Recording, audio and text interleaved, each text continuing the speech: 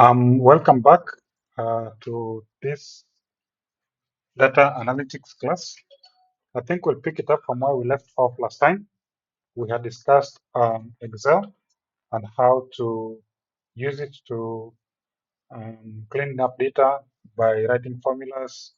And we had looked at different types of formulas, and I think also give you examples of how you can work with formulas. And then we also discussed the element of using conditions like if and other logical operators like and or. And I think I left you with some tasks to accomplish. I think that's where we stopped at last, if I'm not wrong. Is that so?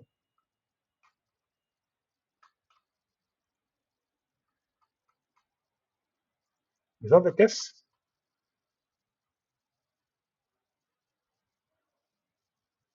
Yes. Okay, so then I think the next thing we need to do is to go back to the data that I had shared before so that you can be able to see how we can be able to use it to be able to make some certain decisions regarding our data. I'm just trying to look for, it's here. It's called sales data 3000. So I'll just open it here, sales data 3000. It's called sales data 3000. Don't know why it's not appearing here. Well, this, I know where it is. Oh, sorry. I'm supposed to share my screen.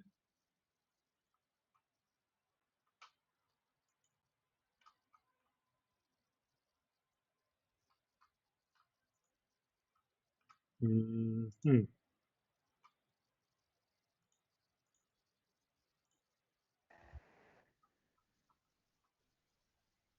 I hope you can be able to see my screen. Can you?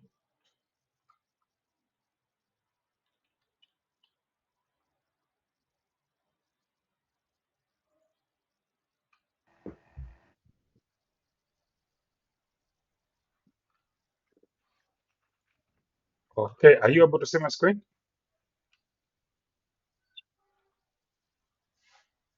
Yes. Okay, and I hope the data is also visible. So Yes. essentially here, what we have is data from a supermarket, and usually they have uh, the sell ID, the date, the time, the branch, the product that was sold, the code, the name, the category, quantity, unit price, total amount, discount that was given, discount amount, and of course the net amount, the type of customer, the name of the customer phone number, the type of purchase, amongst others. So you usually have this kind of data. You usually have this kind of data. But then the first thing you might need to do is to do a bit of cleanup on this data so that now it's able to work for you the way you want. So for example, when it comes to the element of date and time, you might want to incorporate date and time together. So basically what you'll do is to insert maybe like a column there and call it timestamp.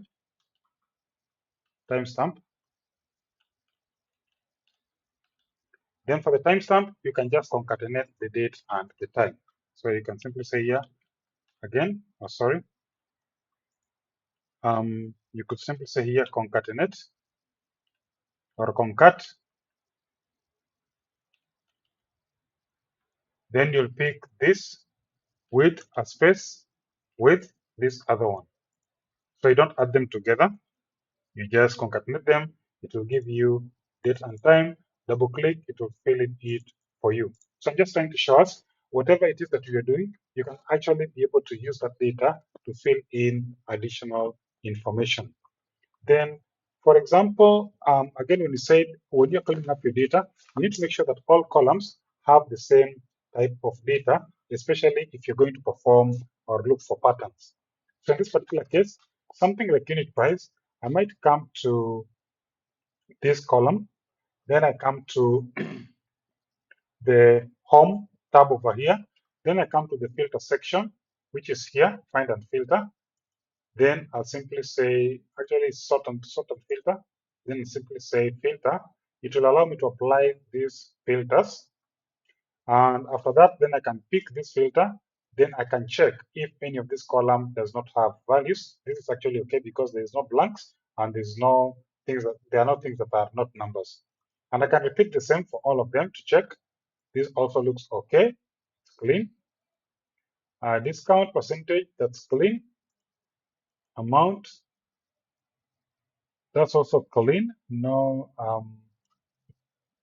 net amount is also clean.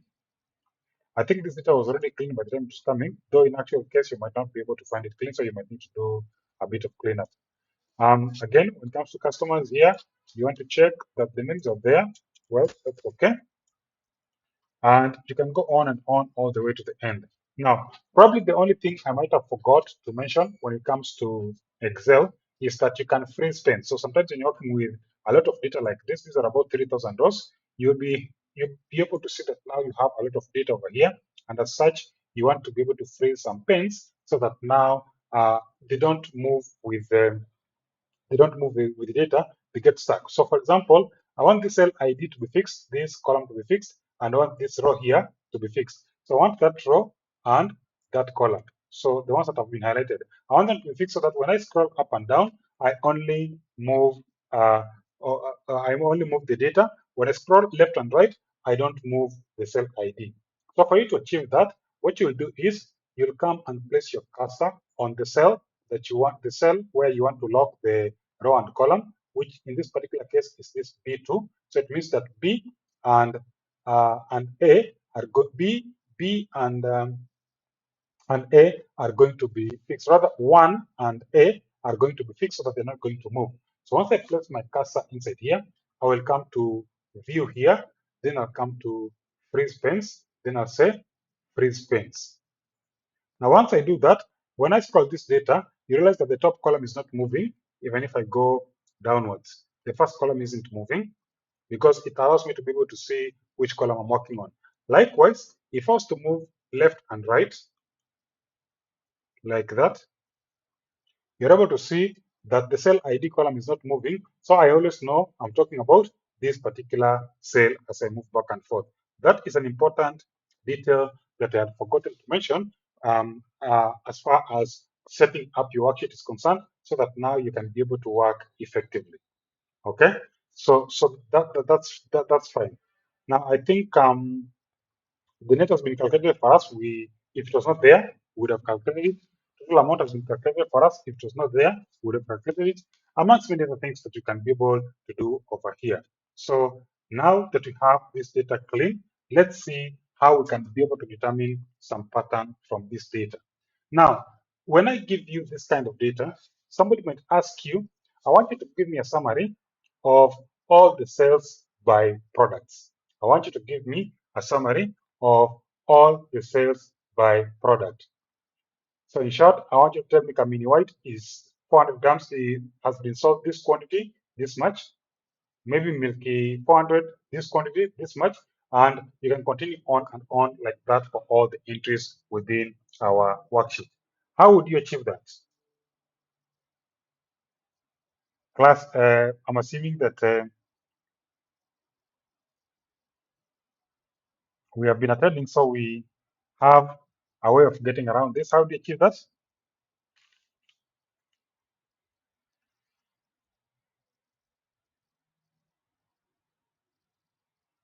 Any idea?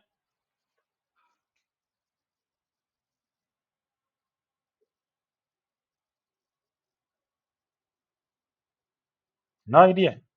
You can make a guess.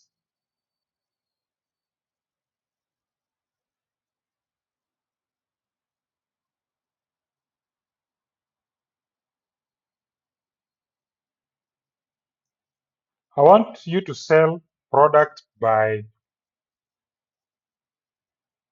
I want you to summarize sales by product. How would you achieve that? That's interesting because what was expecting you to have done is to maybe to maybe sort the items by product, then maybe create rows within the products, then do the subtotals, which is fine and can work. But again, that's not very scalable when you have a lot of data to work with. So I will introduce something new called pivot tables, and pivot tables help us to be able to perform summaries without doing calculations. So what you're going to do is, so long as your data is clean, so long as your data is clean, then you will be good to go. So this is how pivot tables are going to work. Number one, you will place um, your cursor inside the table that you want to work with. Then you're going to come to insert up here. After insert, you will come to pivot table over here and you select from table or ring, or you can just click pivot table directly. By default, it will be able to pick the data that we have selected, which is usually a good thing as it is. So I can just say, okay. So whenever you see the columns on this right-hand side here, it means that it has picked it correctly. So what you need to do is just to understand how the pivot table works. So the pivot table has columns over here. These are the columns from your table, which you can be able to add on the pivot table. Then we have columns over here. Columns are the things you want to appear on the column. So columns are like D, E. Okay, let me just expand this a bit. Like B, C, D, whatever it is. So anything that you want to expand on the column will be able to appear on, on the columns. Then rows are the things you want to appear on rows, that is 1, 2, 3, 4, 5, and so on and so forth.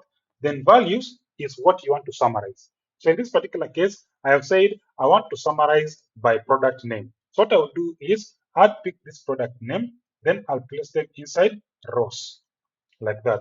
So you can see a list of all my products has been shown.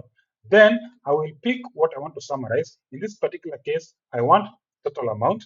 So I'll pick this total amount and I'll say values. So by default, you can see it has already summed it up for me. So what I can do is just highlight this and then come to home, then apply this comma style, and then I have my value in thousands. So it means that I have already done this summary without typing any formula, and I can tell you for free, if I take dollars per packet, this is what has been sold, Giant Wonder, this is what has been sold, Camille White, this is what has been sold, and so on and so forth. So in total, if I was to perform all the total inside my worksheet, you'd find these are the total sales made for all the products for the 3,000 entries that we have. This is extremely powerful because you can see using a pivot table, I don't need to type in any formula to be able to get any work done. Are we together? Now, what if I wanted to count how many items are there, how many items were actually sold? Same thing, I would come. Now, when you count, you can count anything because I can count by sale ID. So I can pick probably something like this date. I place it down here. Then that one you can see it will count. So I have this is the total number of count. So in total, the items that have been sold are 4,930, of which 627 are donuts, 609 are Giant Wonder, 691 are mini are Camini White, and soft and so forth. Now, even if you were to put the total amount over there, it will sum it twice, but because you want to count, what you do is you'd click on this arrow down here, then you'd say value field settings, then you change from sum here, then you come to count. So just changing how the function works. Then you simply say okay, and you can see again it will still give you the same thing. So I can use the same total, only that Excel sees that whenever you're using a number field, it will attempt to sum by default. Are we together? So that's also very important for us to be able to understand how that works out. So again, pivot tables, as you can see, very powerful tools when it comes to summarizing data. This summary is basically how we start looking for patterns. What item is the best selling? Averagely, I think the best selling product is actually Donna's Packet with 607 entries, and the worst selling product is probably Camini White with 591 entries in my list. And that is pretty awesome because I have 3,000 sets of data, and within the 3,000 sets, I am able to come up with this summary as easily as I have shown us. Can you try that out and see how it works? Or should I continue? You'll try it later on.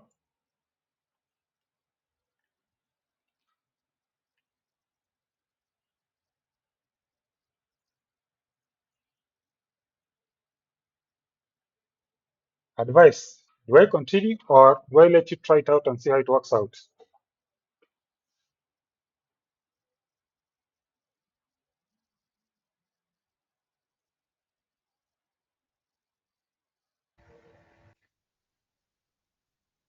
We can try it You want to try it out? first. Please.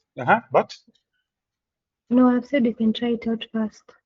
okay, try it out first, then we see how it goes, because it's good that you also understand how it plays out, because you're going to spend a bit of time on pivot tables, and I want us to be able to understand how to work with them to summarize our data easily without doing a lot of work. Okay, Mm. so I'll give you 5 minutes. By 6:25 latest, then we can come and proceed. Okay. Also, Mm-hmm.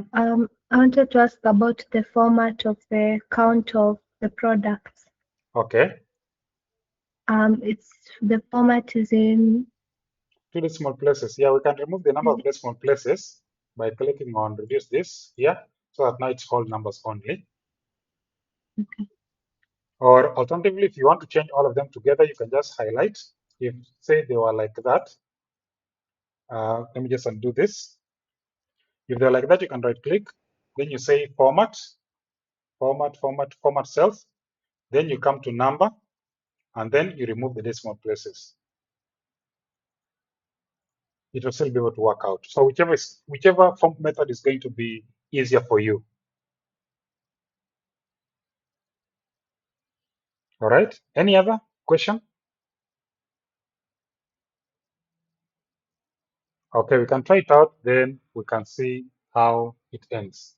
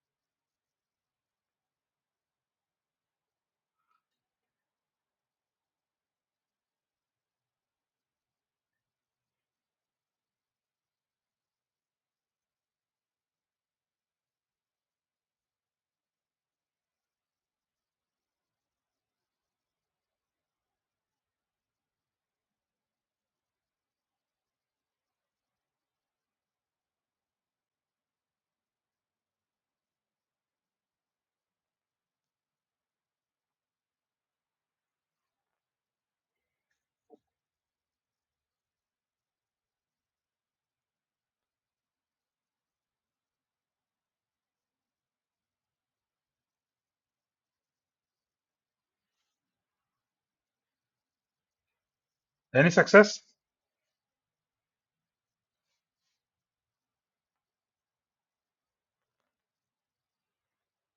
And if you're having a challenge, maybe you could share your screen so that I can look at it and advise.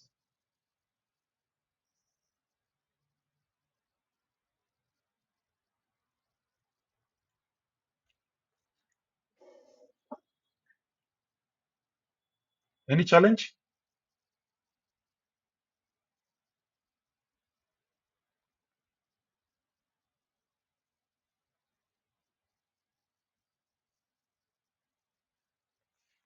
Should I assume it's all right?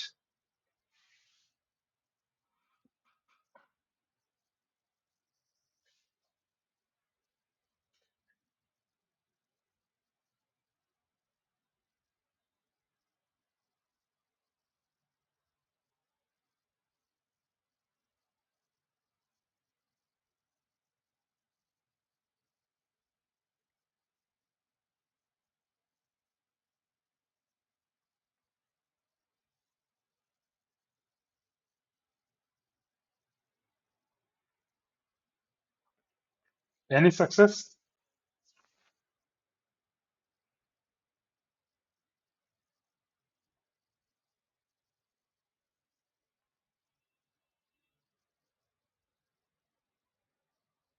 Or you lost me? Or I lost you?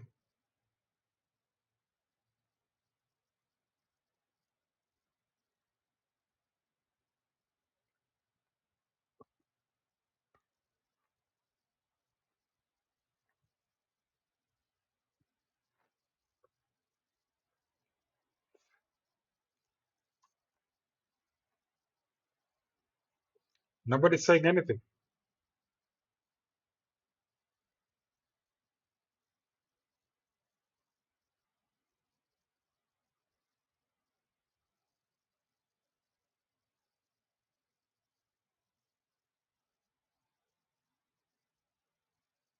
Hey, there's no response.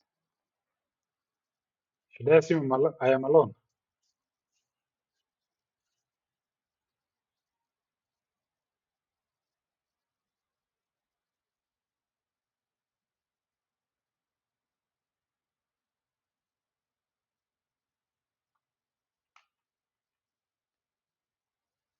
Should I assume I'm alone?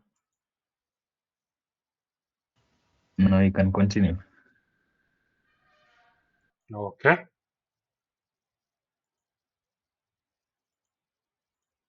Sorry. So this is not bringing me a lot of things.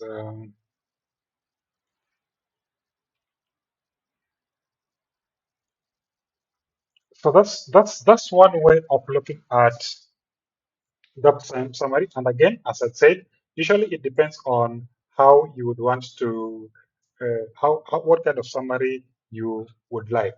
Because sometimes maybe somebody might say, I want you to give me by category. I want to see how much each category, how well each category has done. So probably I'll repeat the same thing. Come to my sales data over here, place the cursor inside the table, come to insert, pivot table, pick the same range. Then now I'll pick the category, and also the category will form the columns. So you can see I have my category here. There's only one category called bread. So maybe if I wanted bread and I wanted maybe say, well, let me work with branch because category is only one. So if I want to work with branches like that, so you can see now I have the branches here. So if I wanted to know all the totals for each branch, I would come and say total amount for each branch, and I can see each branch has given me this kind of, each branch in short has given me this this amounts. And of course, it will always total to what we had on this other side. If I wanted to count, again, I can come to here and I'll still pick branch here and I'll say instead of sum, change value field settings, then count. That way, it will be able to, well, that's not looking nice. That's really not looking nice because now I have to, I have two columns for each. I have two columns for each. So probably maybe I might have want to make these ones rows, but again, you get the idea. So it's not a matter of it's just a matter of understanding what goes where. So now that's one way of doing things. Now the other way of doing things is somebody can come here and ask you to list for me the data based on the date. Show me the data from the 1st of the month all the way to the 30th of the month. Show me which date sold how much quantity, right? Which date sold how much quantity. Again, I'll place my cursor inside here. I'll come to insert. I'll say pivot table. I'll use the same range.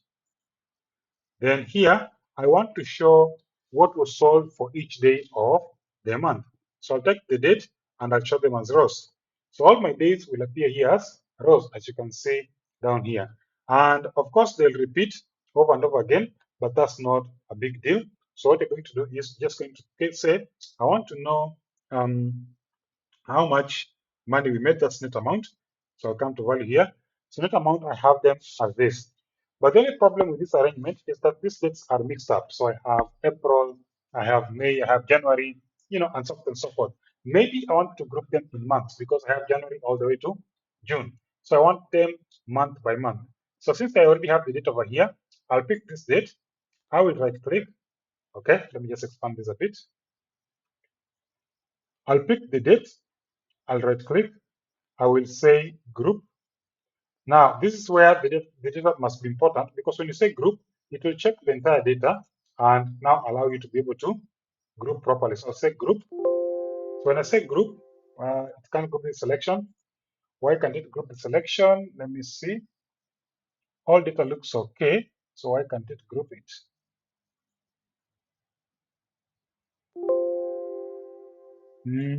That's strange. All this data is okay. Let me check the date. Oh, there's one total. There's one total amount here that I should have removed, which is what is actually the problem. So again, as you can see, when you have invalid data, then the groupings will not be able to work out. So that was date. And on date, do we have summation? No, we don't have any summation on date. I'm wondering where it's getting this data from. I'll right click this, okay. I'll right click this again. Oh, sorry. So probably I'll pick date to form my rows here. Then I'll try to group. This is strange. I don't know why it's not grouping by date. Let me try another field, maybe timestamp. Then let me try to group this. That is very strange. That's a little bit strange. Does it mean that there's some date here that is invalid?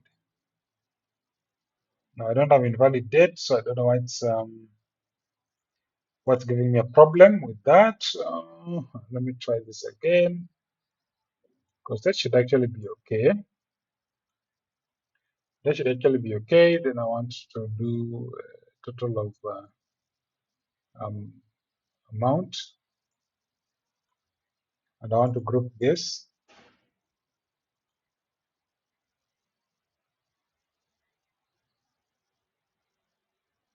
That's not what I was looking for.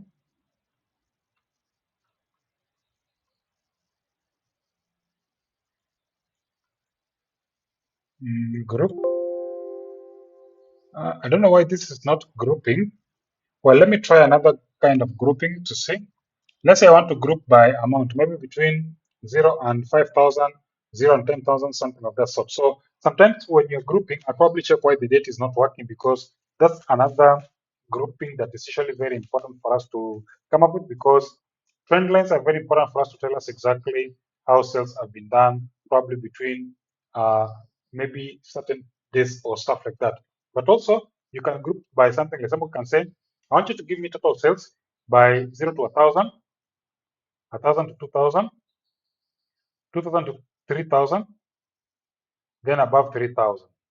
So you can also be asked for something of that sort. So if I wanted to do that, I would simply pick the total amount to form my rows. So I'll have all my total amounts um, over over here. Then probably I want to maybe do between 0 to 500. Then I increment by maybe 250, 0 to 250.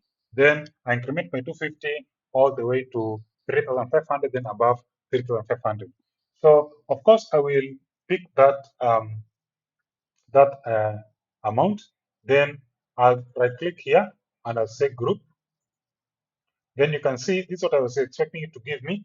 It asked me where do I want to start. I want to start at 250, so 0 to 250. Then I want to end up the full amount, but I want to increase here by 250. But here I want to stop at maybe say 3,250, something like that.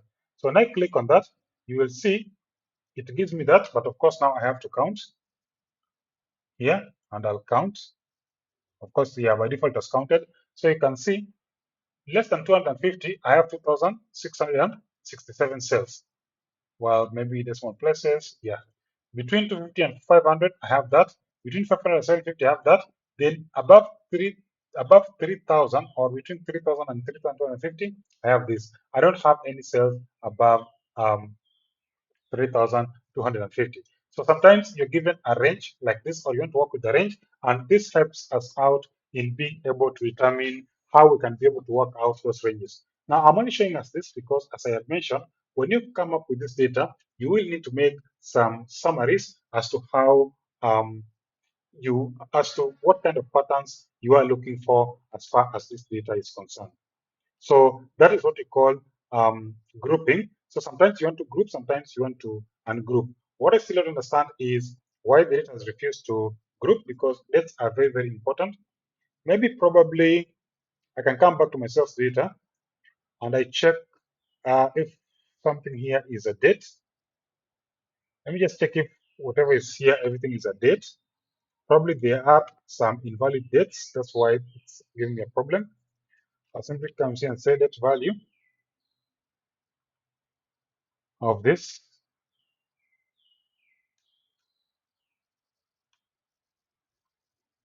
Hmm, maybe I can do what you call user-defined function. So I'll come to developer here, then I come to Visual Basic. I'll introduce a new module. So insert module. Then I just write function.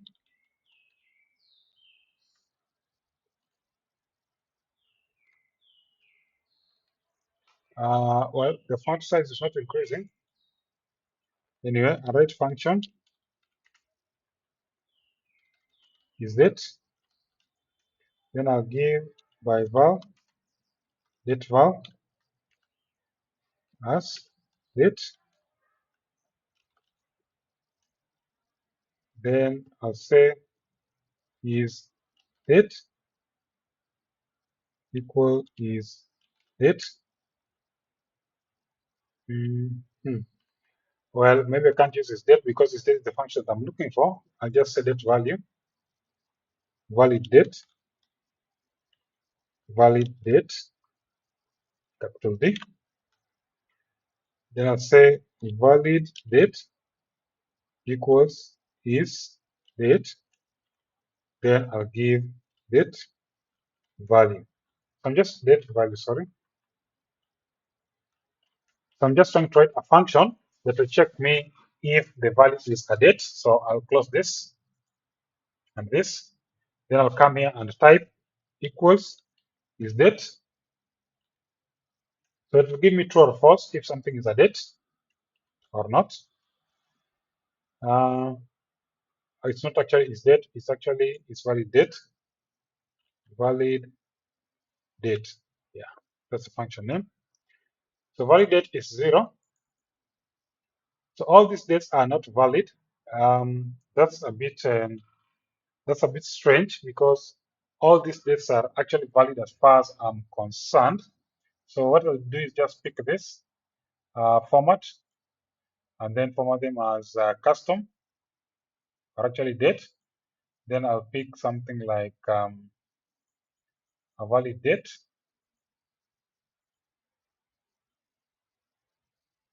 It's not seeing them as dates. I think that's where the problem is. So let's just see how do we convert them to dates. Well, okay, that's strange. So what I've done is I've just double clicked on a cell and I can see that converts them to dates. Probably, maybe I might want to copy that formula. So I want to format that painter and I want it to apply for all the rows.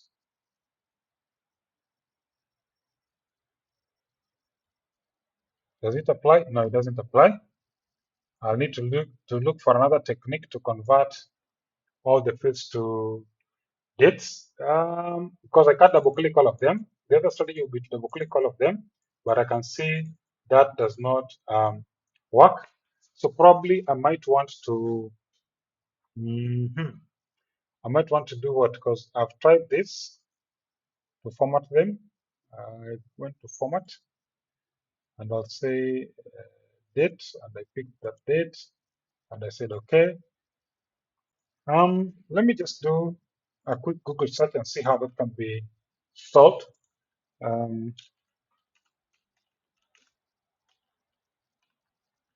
Change column data to dates.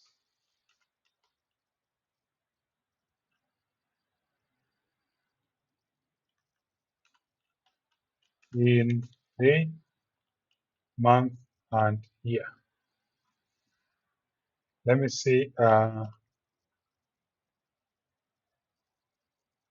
they want me to convert text to column.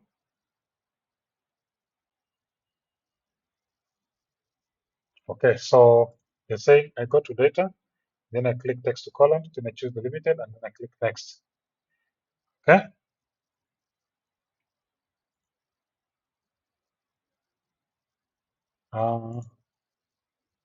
Sorry, text to date. Text to date is where it should be on the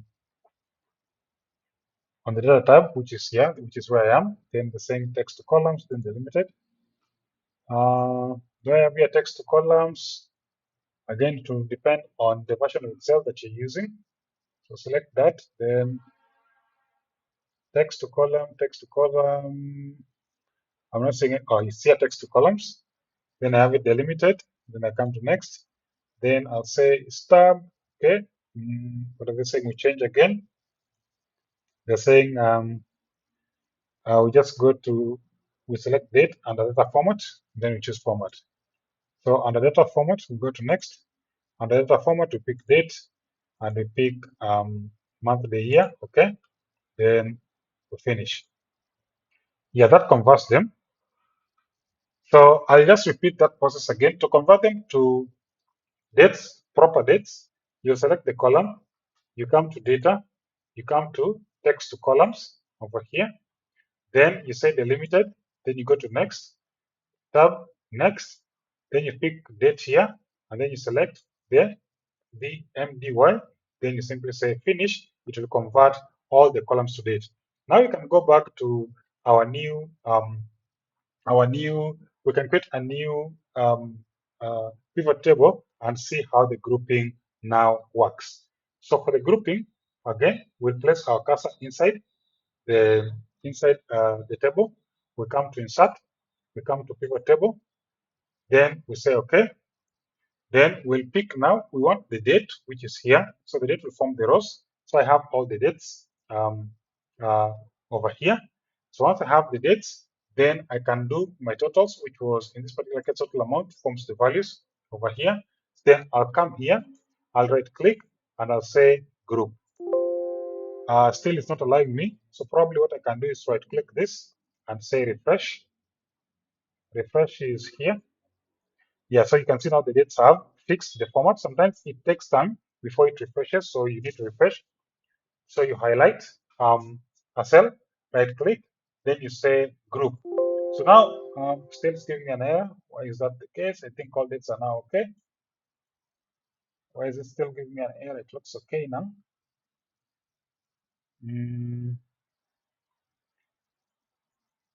Group. This date is giving me some hell. I don't know why that's the case.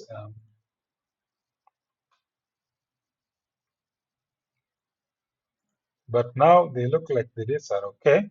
So probably maybe, let me try again. Data, text to columns. That next. I want them delimited is a tab, okay. This is date. Then maybe I want day, month, year. Then I'll finish. This hasn't picked. This hasn't picked at all. Oh, it's basically, for some it has picked, for some it hasn't picked. It's actually for all of them. Format cells, date, and I'll say day, month, year.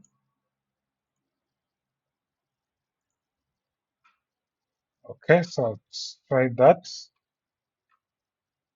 Let me try that, see if it works out.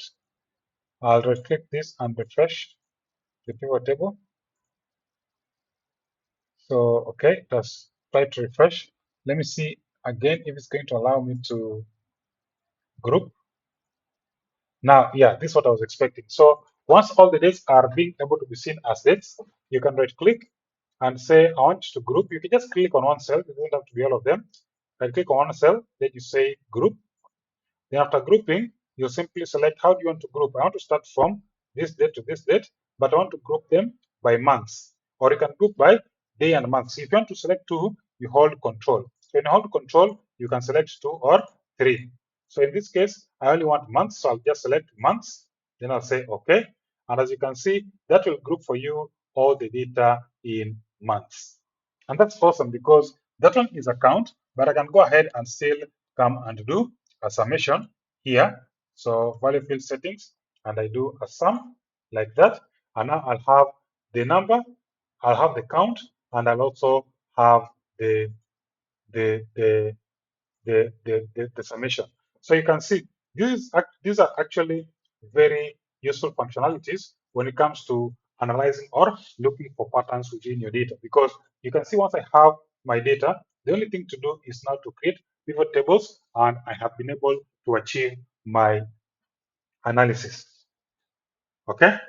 Then the other kind of analysis you might want to do is somebody might ask you to give a top 10 or a top n. So maybe you have a lot of data, but I want to see uh, uh, the customers with the largest number of sales. So if you look at this data over here, I have customers here, and I have the names of the customers. I have Anne, David, Lydia. So I want my best customers. I want my top 5 customers. So if I wanted my top 5 customers, what I would do is I'll place my data, I mean my cursor still inside the table. I would come to insert. I would come to pivot table. Then, of course, I'll click on OK. Then from here, I want to be able to get sales by customers. So I'll come and pick the customer name, and I'll make them from the rows. So I'll have all my customers forming the rows here. There are many, there are quite a number, as you can see. Then I want to calculate how many products each customer has bought and how much in terms of value, and probably maybe how much discount. It will depend on how much, what I want to look at anyway. So I'm interested basically in the total in terms of count, and I also want total in terms of summation, in terms of the value. So value field settings here, then I'll say sum. When I do that, I can have these customers like this. Of course, for these columns right here, I can come to home and give them, make them comma separated, something like that. Now, the only challenge is this data is not arranged in any way.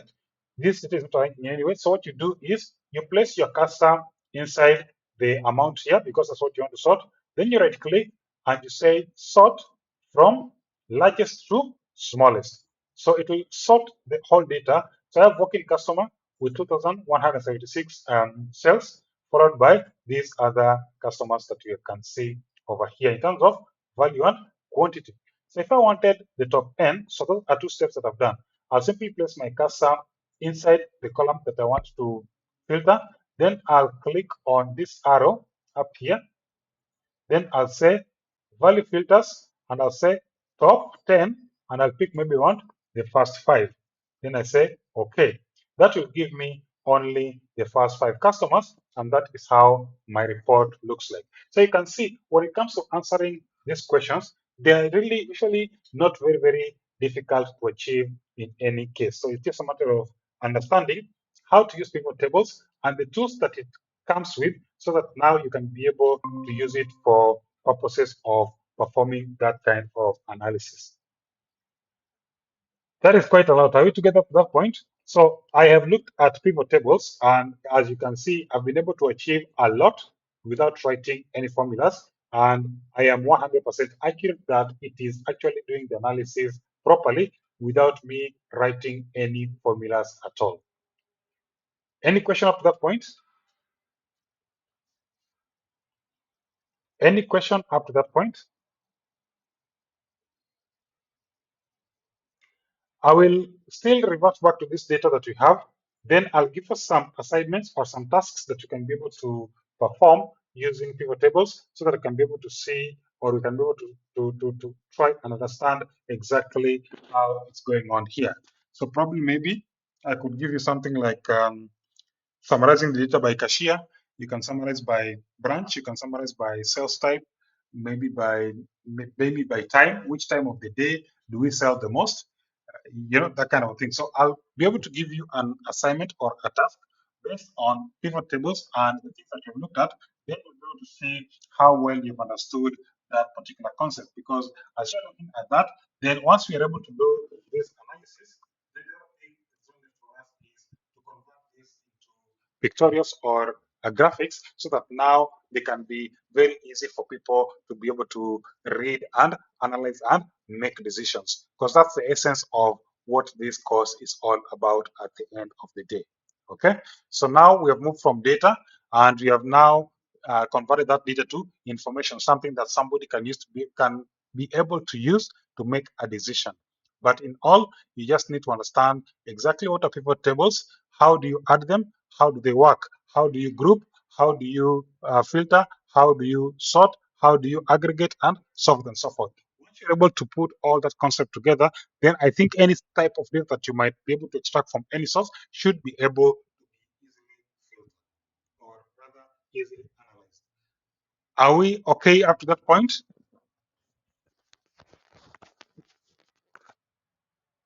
Are we okay up to that point? Yes. So what I will do is I'll stop at that. I'll prepare some tasks for you to do based on the data. Then I will share that task in the group. So in case you have any question, you can just go ahead and ask about it, okay? I know I'm moving a bit too fast, and that's why I'm giving you time to be able to look at it on your own and try to understand what is actually going on. What's important is the principle and how you'd apply it within your use case, okay?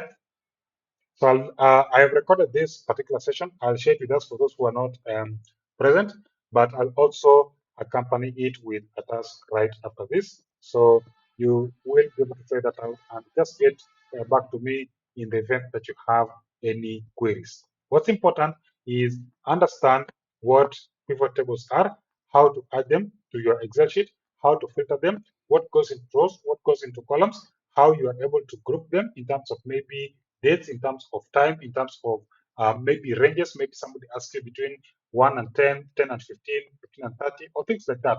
So just understand how those kinds of analysis are done, then you will be good to go. Okay?